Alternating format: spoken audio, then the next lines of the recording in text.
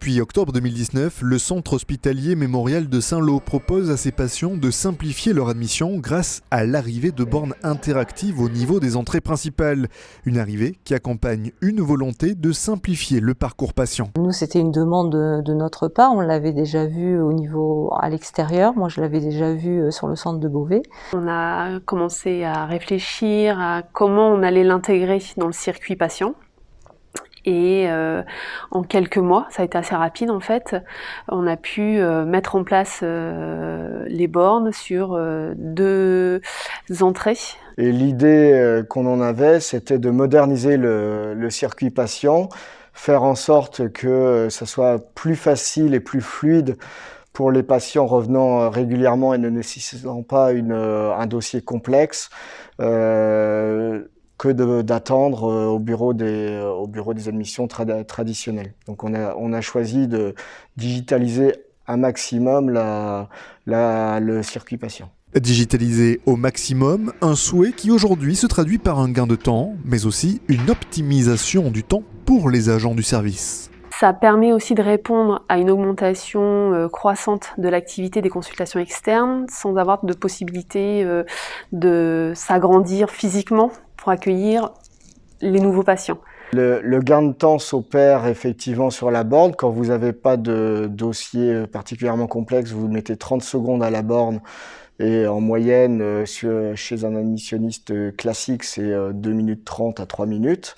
Donc là, il y a un vrai gain de temps là-dessus et de facilité. Ça permet aussi de permettre aux agents de passer un peu plus de temps sur les dossiers compliqués. Voilà, et aussi de faciliter les passages pour tous les patients qui viennent de façon régulière pour éviter de leur poser de façon régulière des questions redondantes. Inévitablement, l'arrivée d'une machine pour effectuer le travail jusque-là assuré par un salarié a créé des craintes, mais rapidement dissipées. On a eu quelques professionnels qui ont eu le sentiment au départ en fait, de se faire voler la place un petit peu. Et en fait, à l'usage, ils se sont rendus compte que pas du tout, que au contraire, les patients continuent malgré tout, ils continuent tous les jours à accueillir des situations peut-être justement plus complexes, qui permettent d'approfondir un peu plus la prise en charge du dossier, qui demandent justement un petit peu plus de réflexion qu'une entrée basique. Et je pense que ça a valorisé aussi leur travail à eux. L'outil ne fait pas tout, c'est quand même eux le cerveau, donc la machine, elle est là pour les aider quand il y a beaucoup de flux, mais elle ne sait pas réfléchir pour eux.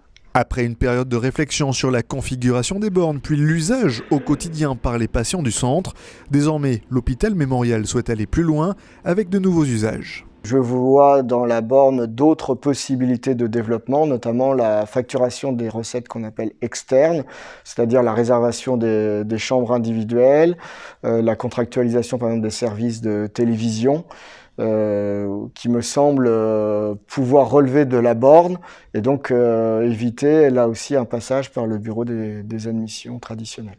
La simplification des admissions qui devrait continuer dans les prochains mois avec l'arrivée d'une application pour smartphone qui permettra aux futurs patients de préparer son admission directement depuis son domicile. On devrait pouvoir envisager de créer son admission directement sur une application.